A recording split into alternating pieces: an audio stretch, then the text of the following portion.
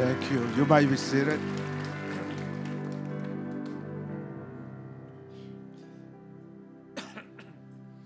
I'm so happy to be here in this, I think, afternoon or morning. I don't.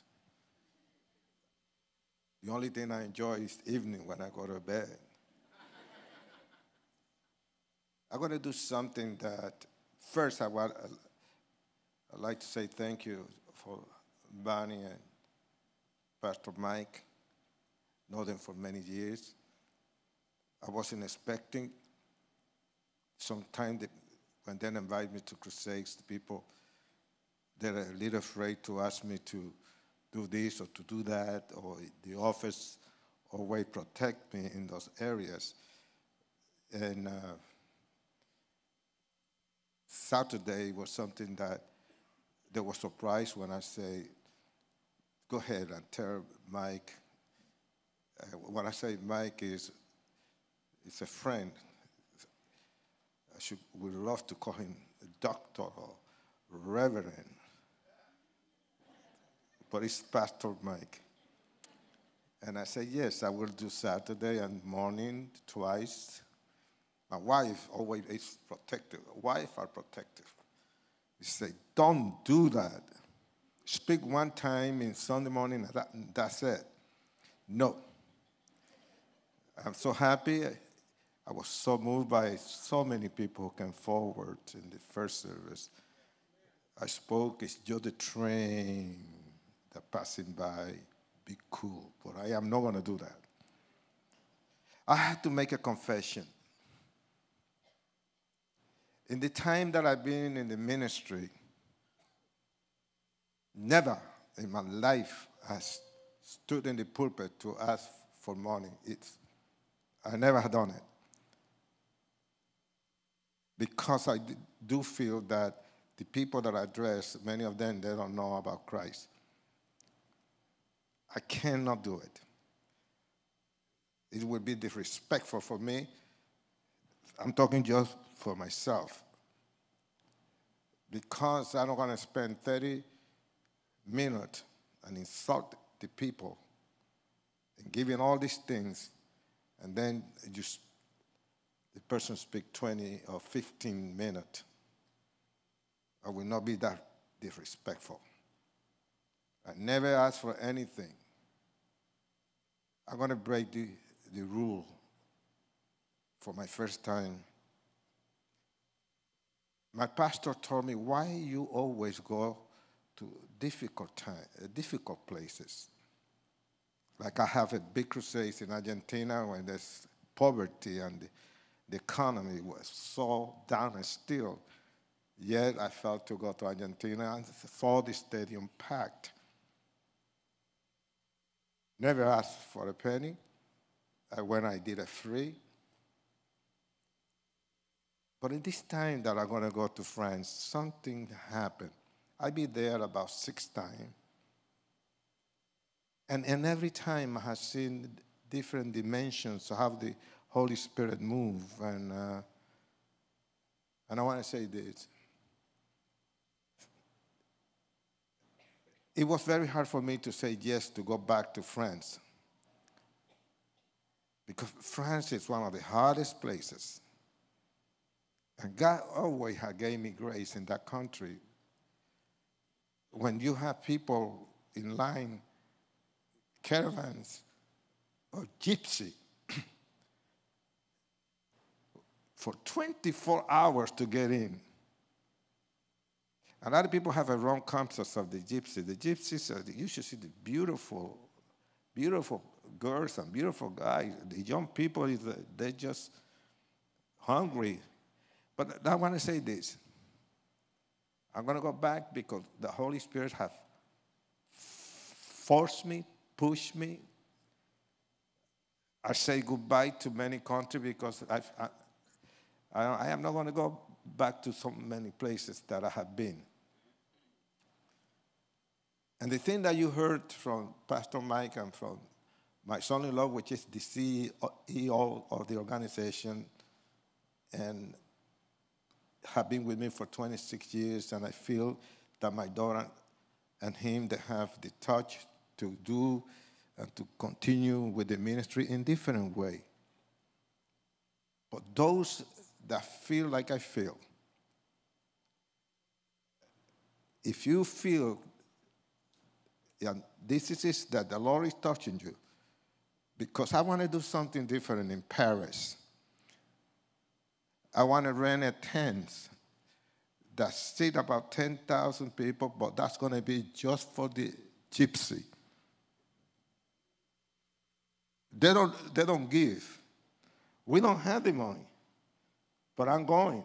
You know why? Because I do believe this is the biggest surprise of all surprises, that the biggest revival in Europe is not going to be like a lot of people, they don't know, because the way Europe is, it's going to start in France. France is going to be the place that God's going to move to touch the whole European country. Believe me what I'm saying. Believe me. So if anybody feel businessmen to go to that area, you're welcome. If no, you're still not welcome. That don't make no sense. That's how good I am collecting offering. I turn people off. I didn't feel like preaching. I did it last night. I did it this morning. And I saw the response. But I just want to just take you, because I just talked sometime about 5 minutes about what happened in my life. Yes, there's a movie which Eric Estrada played my part, and when I went the first time to London, and the Albert Royal Hall, which is one of the most tremendous places in London, where the Queen go, and there's her throne, and the fourth floor, there is, nobody can sit down there. And the Cross and Switchblade came out. It was a hit. And what happened was that when they introduced me, and the whole place is jam-packed with teenagers, Saturday afternoon. And there were lots of girls, a lot of girls. And when I say, ladies and gentlemen, may I present Mr. Nicky Cruz. And I'm coming in to the stage, place is packed to the six down, everything was packed. And then I heard these girls, oh, ooh, no. They were waiting for Eric Estrada, the guy who played my part.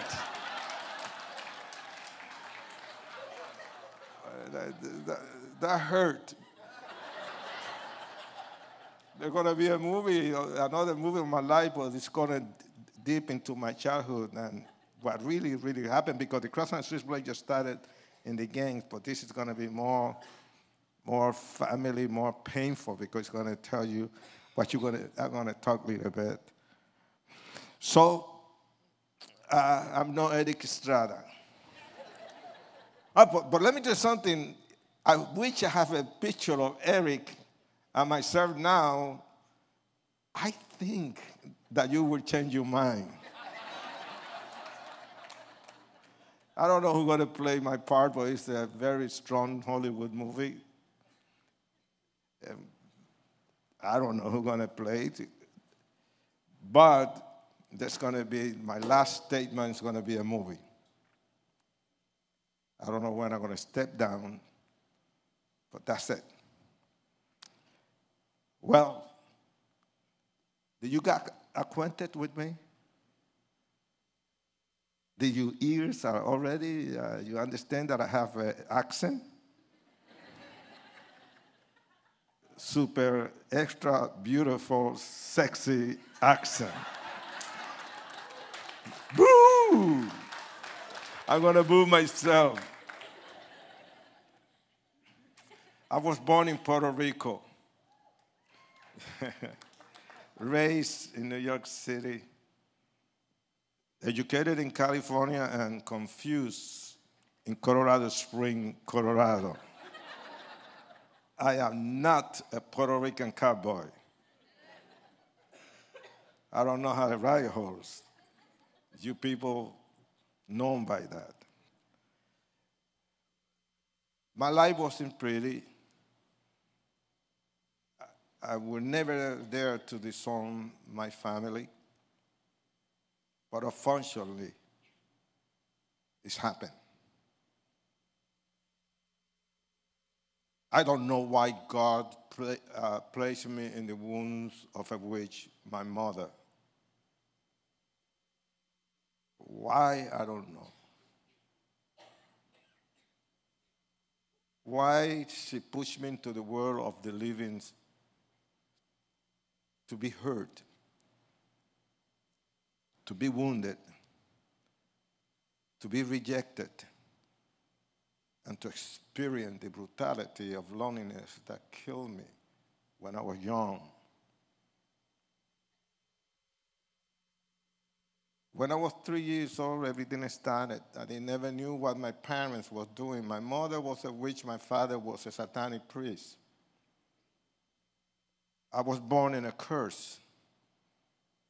I was born to go to hell together because they would worship the devil. They wasn't worship Jesus or believe in Jesus or believe in the Bible. But this is what happened. Things began to get worse. Well, I'm not the only one in my family. I have a big, you're not going to believe this, big, large family. I have 17 brothers and 1 sister. My father was a very super romantic human being. And in that time, you ask this question, why my mother went after me? Why? Why she just went after my soul? Why my mother hate me? Why my mother beat me and beat me many times over? The feelings of wake up, just a little boy in a pool of blood. My nose was broken, my lips were split, my eye was closed, I could not see. Black and blue.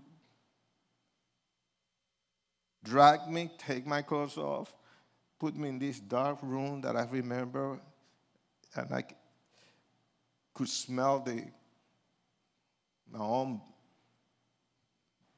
blood, the smell of my own blood. And I was there, locked off for 2 days or 3 days. No food, no water. Through the cracking doors, I was begging for water. I was begging for food.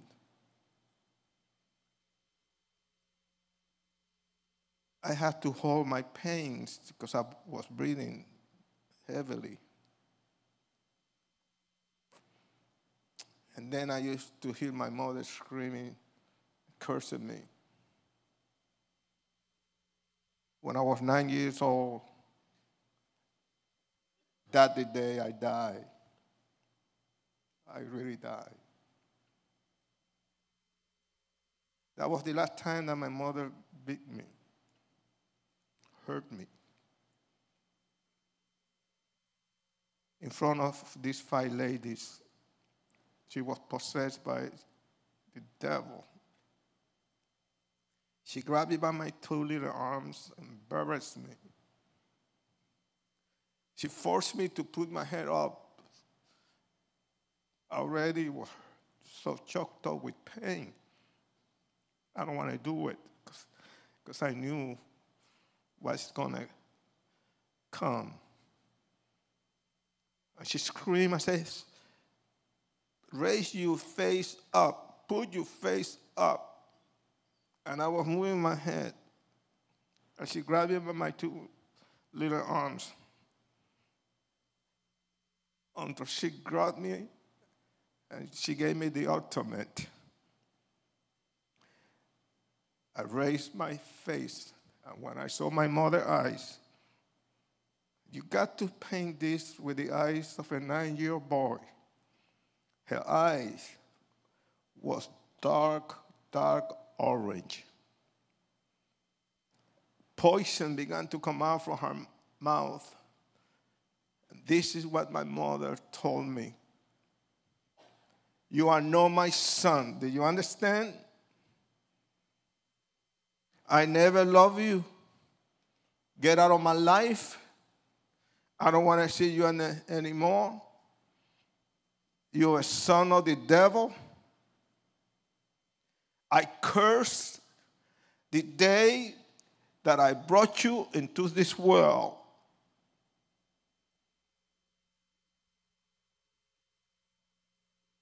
You're a failure. You are good for nothing. You ugly. That's a lie from hell. That's not true.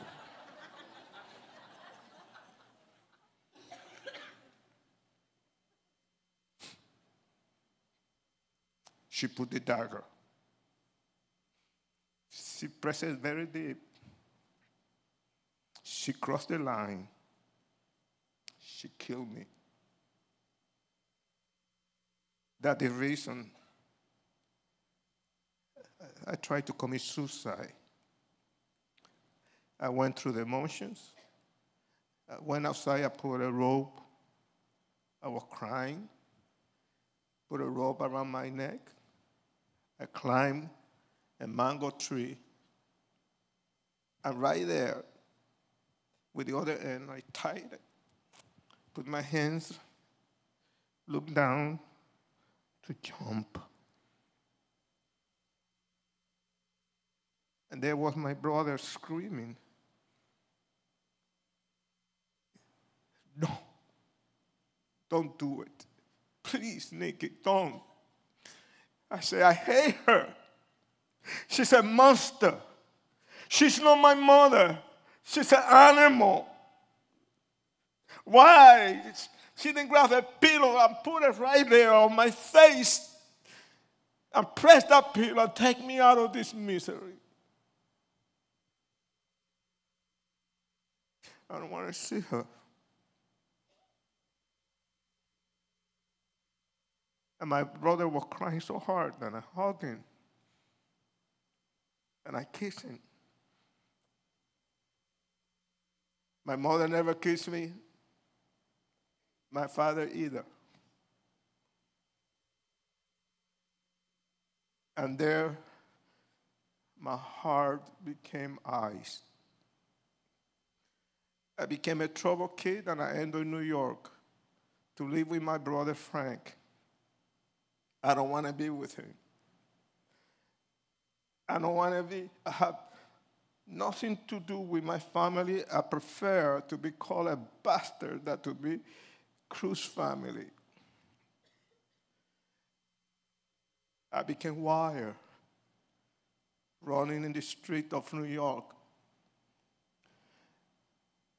I did many things that I regret. The street, the sidewalk was full of blood from young people killing one another. The dark alleys of New York, the street from Brooklyn, all those memories. New York was a jungle, and the law of the jungle, you behave like an animal. An animal don't know the difference between right and wrong. An animal has to kill another animal.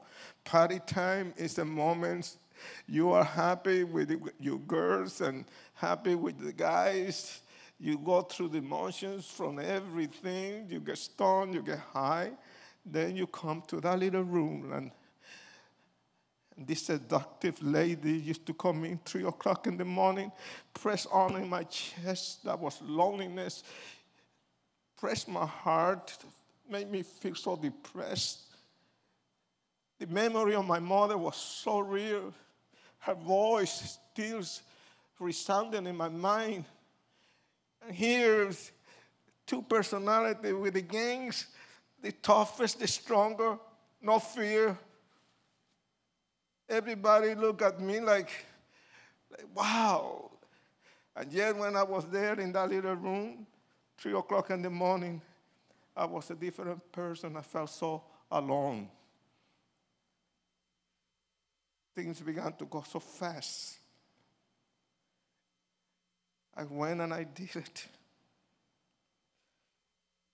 In one of the rumbles, we call rumble, one of the fights, we unite 3 gangs together. I unite 3 gangs to fight and destroy this neighborhood. Blood was all over. I grabbed my friend and I said, let's go, blow. And then we went down to the train, and as we was in the train, I told my friends, hey, he was homeless. You're going to stay with me tonight. He told me, no. No, you're not going to sleep in the train, because I used to do that. I used to sleep in the train 24 hours and changing train after train. That's the place I used to live for a while. And I said, no, I have not. Come to my place. It's small. You sleep in the floor. But come with me. It was the biggest mistake of my life. The biggest mistake. It was a setup. They were waiting for me. And here I took my friend. You have to be slick. You have to be streetwise.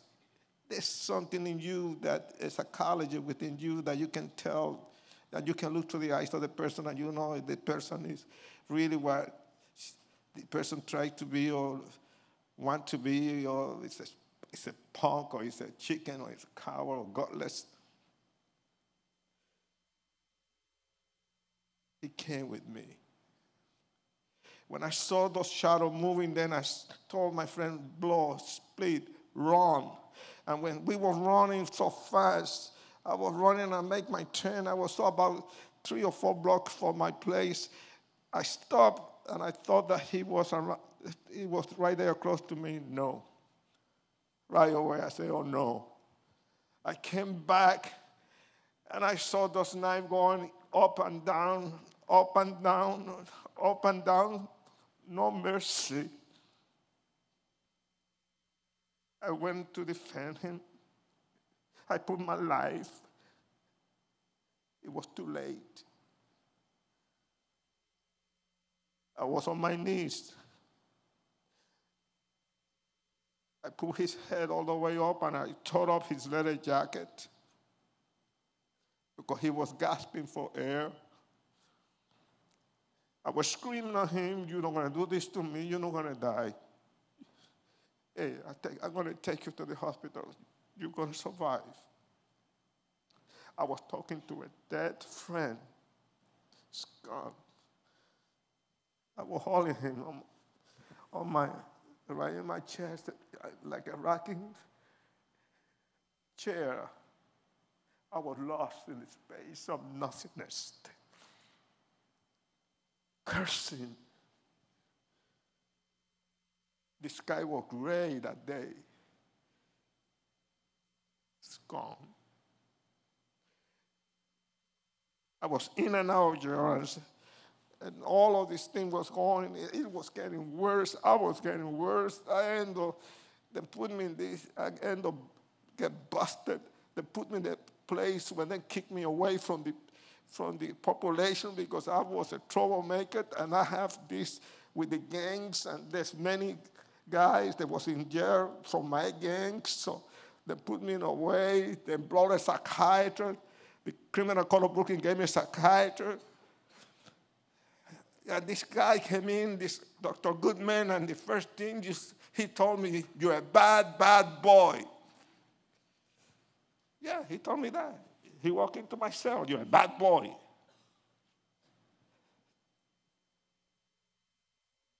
I told him, and what do you think I'm here for? Because I'm a nice guy? Yeah, I was sarcastic. You know, I can get you out in 3 days if I want to. So I changed personality. I was Mr. Nice Guy. I promise everything. But the truth, he got me out. For what? To go back and do the same thing? I was trapped. I was like that demon possessed in the Bible. I was just a young kid that was screaming and crying, yelling, help. But I didn't know how to do it. Because my pride, because who I was, because what I represent to the gangs and to the neighborhood. Because you are tough. Nothing can move you down. But yet deep down, there was a crying out that there's nobody knew that I was hurting so bad. And here, I don't want to go into details. I'm glad for that some way God touched a man in Pennsylvania by the name of David Wilkerson. This man left his wife out of pregnant, expecting a baby anytime, any hour. And he was totally in agony because he read in Life magazine about the problem of the gangs. So he wanted to come and he wanted to reach the gang for Jesus. And this guy was nothing but a hillbilly, a hick. He never been in big cities. He was in a little town that they had more cows than human beings. And here this guy come to New York. The police told him, sir, they're going to kill you. If you walk in that place, you will never come out. You're going to force us to go and get you. We don't go in that neighborhood. That place is dangerous. That place, Dracula and Frankenstein, they're afraid to walk in that neighborhood. And you're going to go. And here, Wilkerson came. I was 3 blocks down, and I saw these people running, and I told my girlfriend. And you know, in the gangs, in those days, in the gangs, you walk different. You got the swinging way, you know, and all of this, and signal. Come over here, and all that junk.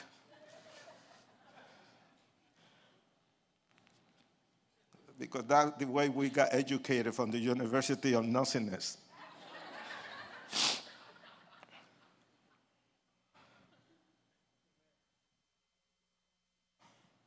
You know that I almost killed this guy, this preacher.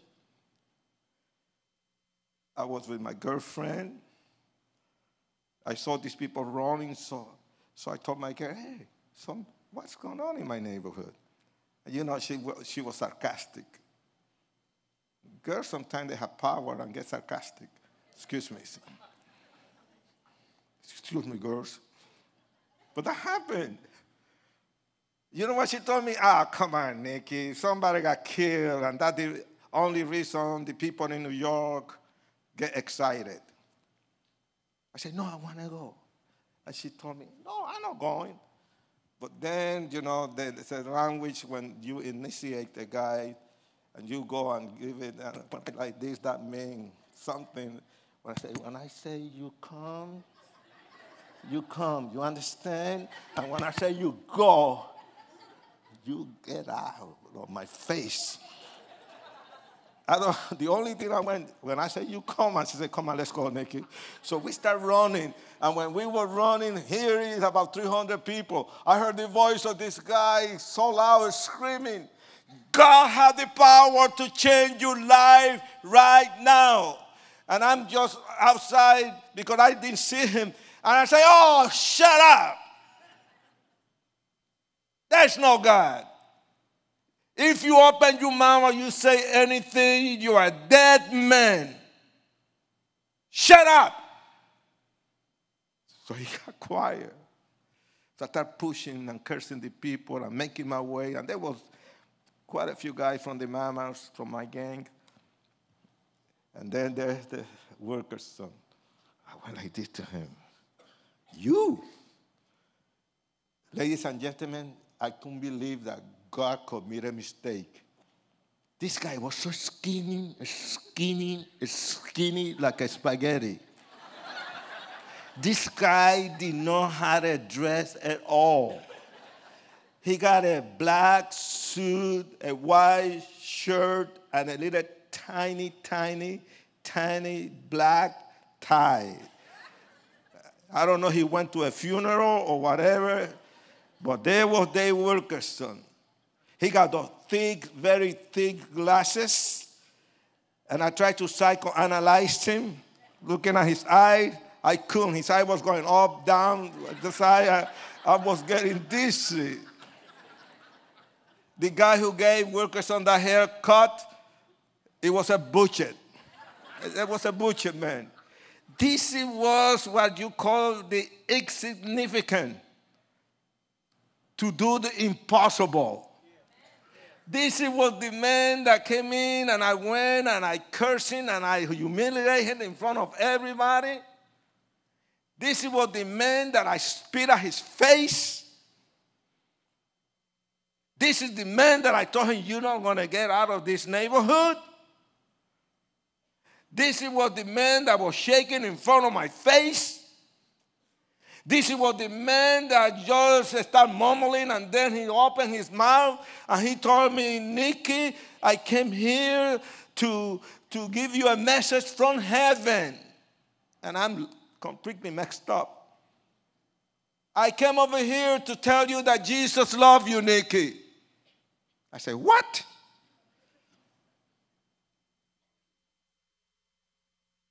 And then, just like that, he turned. He just turned in front of my face. He turned. I couldn't believe it. He got brave. Boldness came over him. Then he started screaming at me. Instead for me to scream at him, now he's screaming at me. Kill me. Is that going to make you feel good in front of these people? There was about 300 people there. Is that going to make you feel good? Kill me. Go ahead. Do it. I said, what's the matter with this guy? Nicky, you can kill me. You can cut me in 1,000 pieces. You can throw them right there on the street. But remember, Nicky, every little piece will cry out to you that Jesus loves you, Nicky. Jesus loves you. You can never kill love.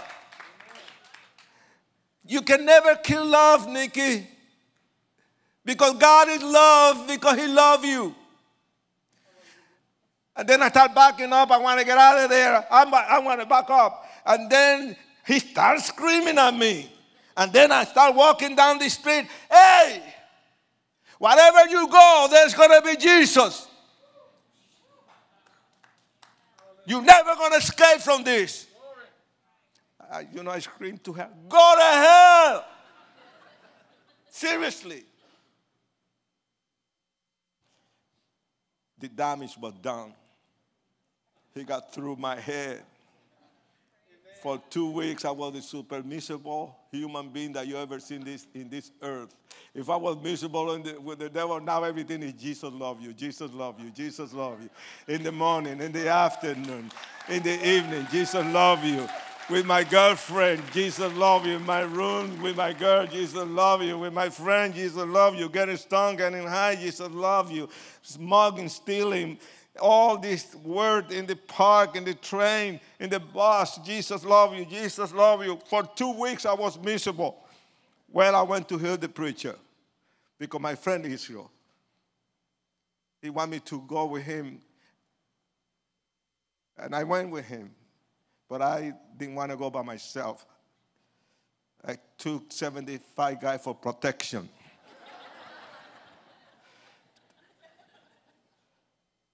And you're innocent because I walk in and but when I walk in, there was about 2,000 people.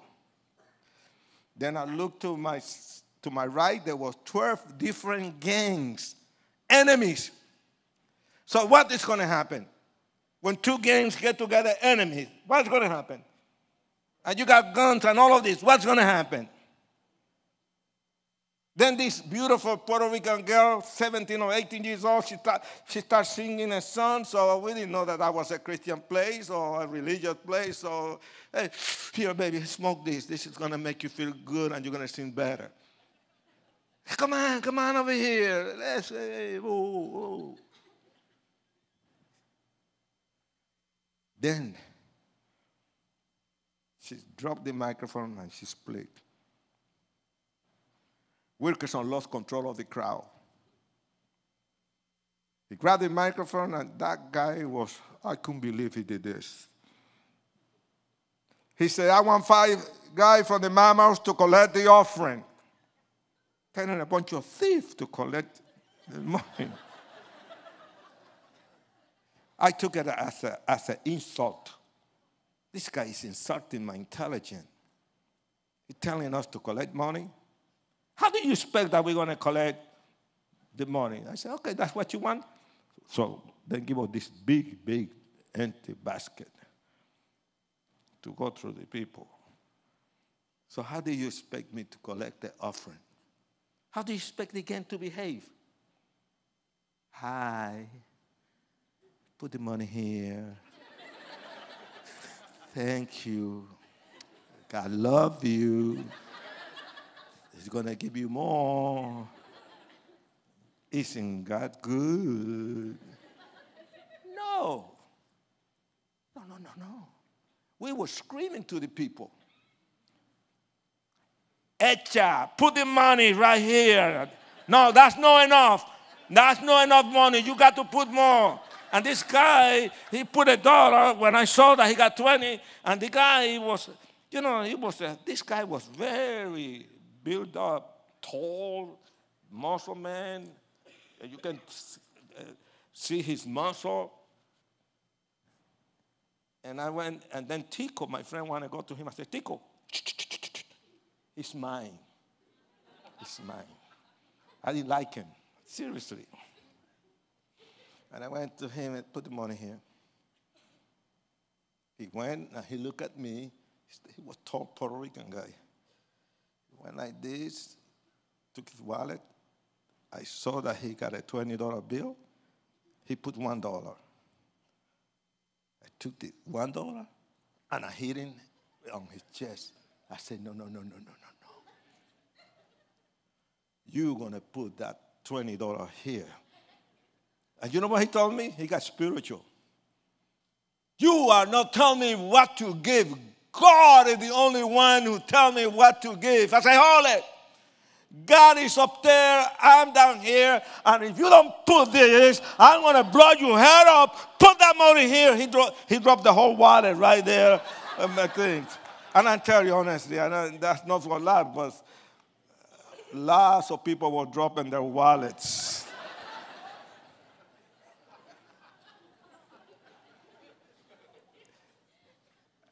And we did something decent. We give the money to the preacher. The guys want to steal. I say, no. I know what that guy thinking.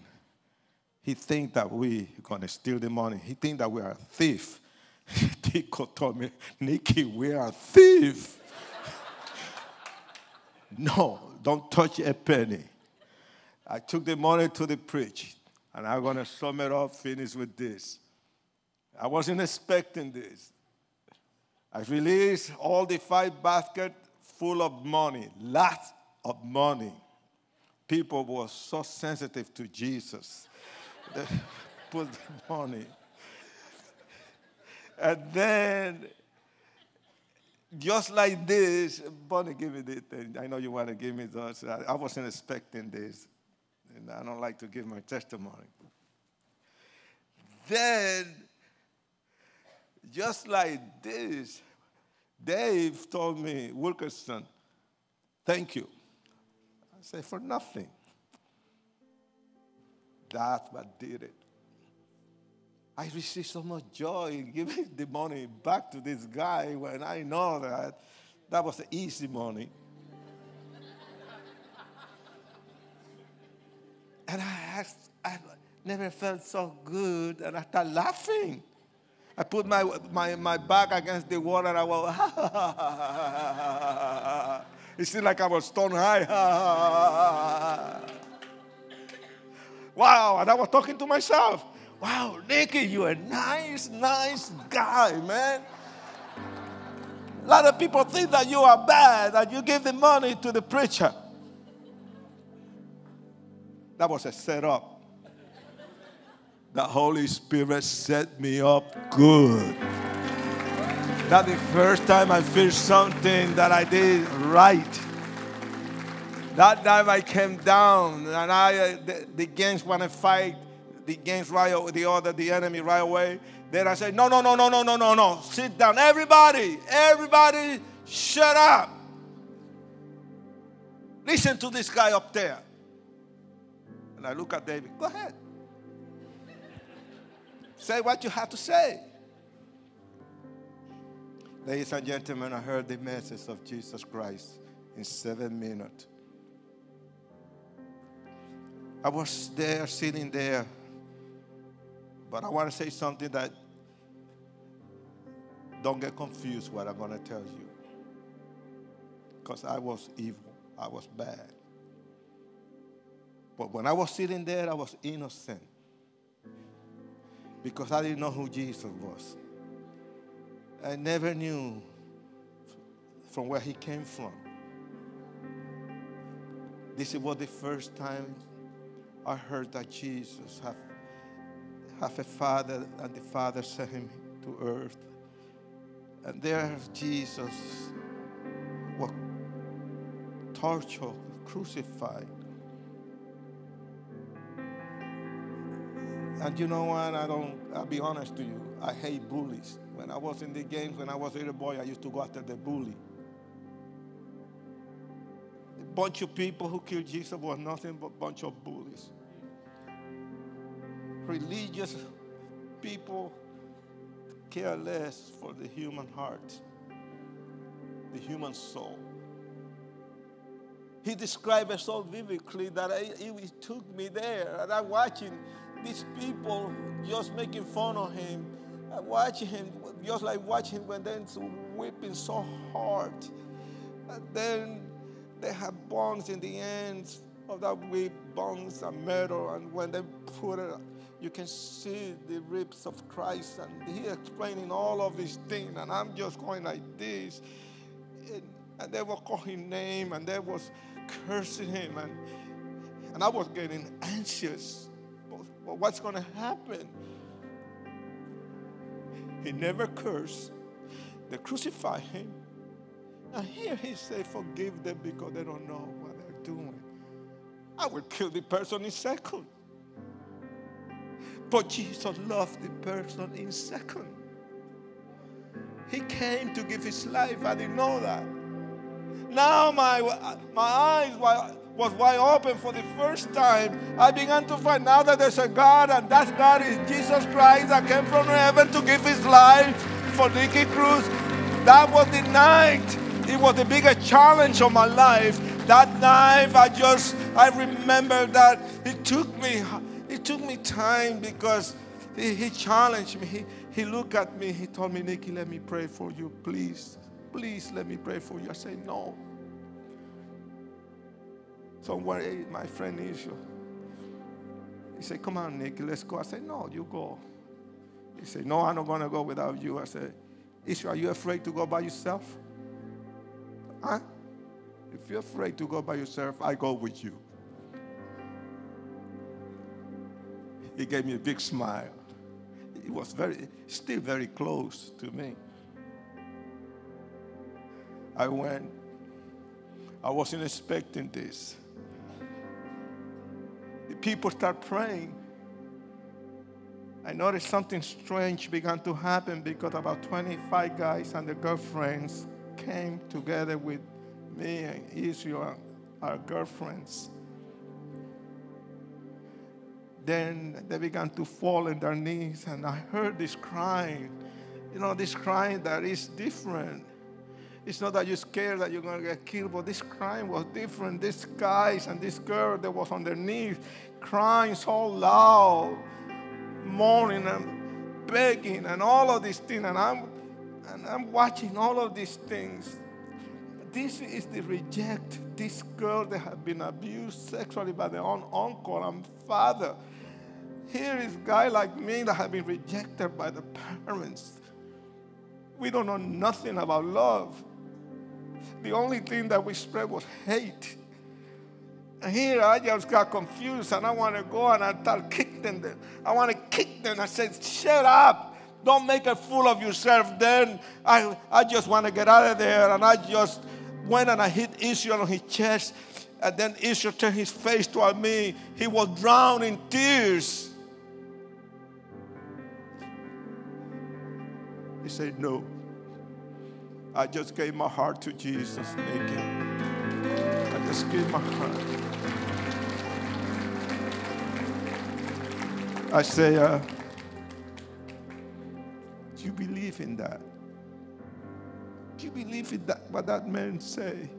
Hey, do you remember we lost our best friend?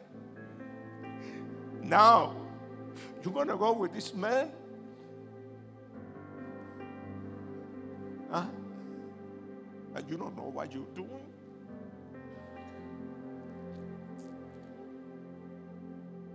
He said, yes. I put my head down with my eyes wide open. He said, we're still crying. I can feel him. Heal him. I want to distract myself, so I start kicking the floor with my shoes to distract myself, thinking how I'm going to get out of here. And I was kicking and kicking the floor. And silent tears start coming out from my eyes, down my cheek, hit my clothes. My chest hurt. I was choked up with pain. I didn't know what to say. And I fall on my knees. I dropped my head up right here in my hands, and the tear was going through my finger. I was crying hard. I forgot how to cry. The last time I cried, I was 9 years old, when I want to kill myself. And with my little hands, I dry my eyes, and I swear I will never cry again, and I will never love again. And that night,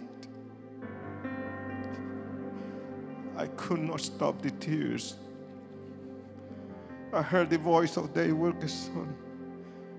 Nikki, it's all over you. He loving you. Let him help you. I didn't know what to say, and then I have a conversation. I cursed in the beginning. I cursed.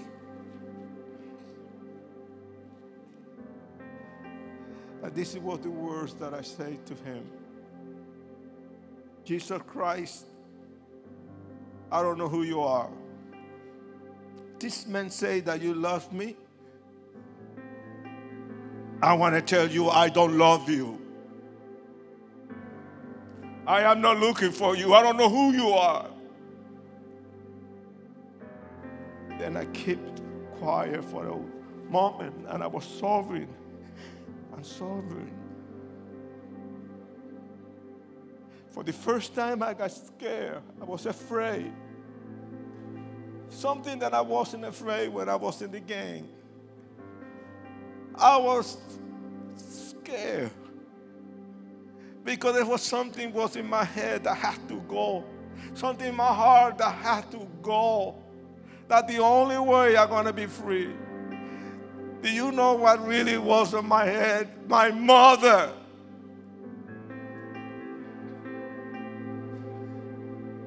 My mother. I hate her. And I hate her guts. And now here, she's in my mind.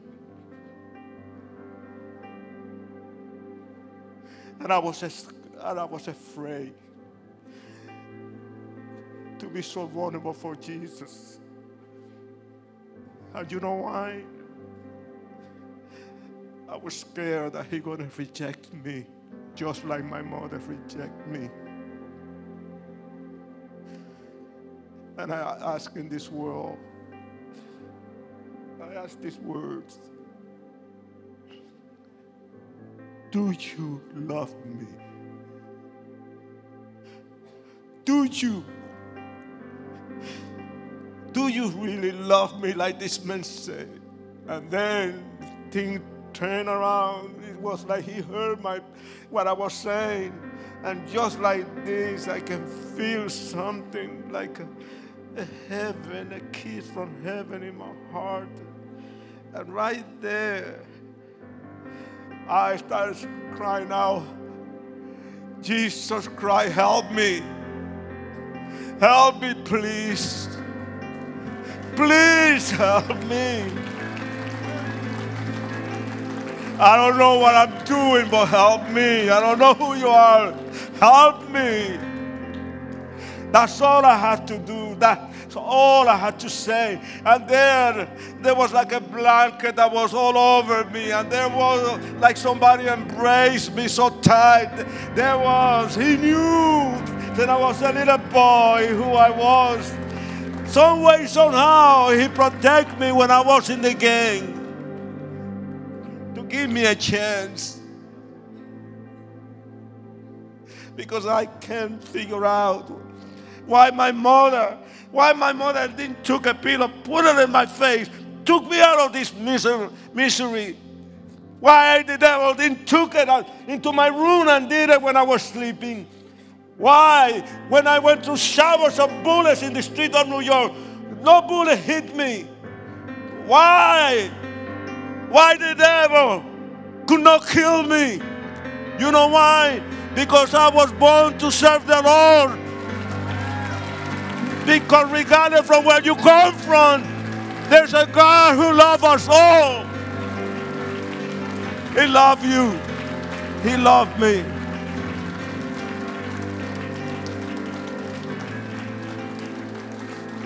Let me say it.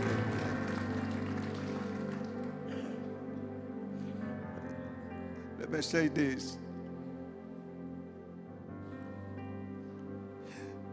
I want to take you right now with me to New York, okay? For 2 minutes or less. I'm going to take you to the ER, to the emergency room. I'm watching everything rushing so fast. And here my body is putting through the windows and open up. It's me. They took me to another place and then changed me from that bed to another one and then took me to this room. The light was so bright that hurt my eyes. I noticed something strange was happening. Somebody was walking toward me, close to me. Hey, there's no fear. Gently, he came and closed my eyes. And I went with him. I noticed that he opened up my chest. He went deep down, pulled my heart out, and I watched my heart beating with life in his hands. He put it close to his mouth and he said something to my heart. And then he kissed my heart. He put my heart back and closed my chest. And he just say a word, wake up. And when I opened my eyes, ladies and gentlemen, I'm a new creation. I got a new heart. I can feel Jesus.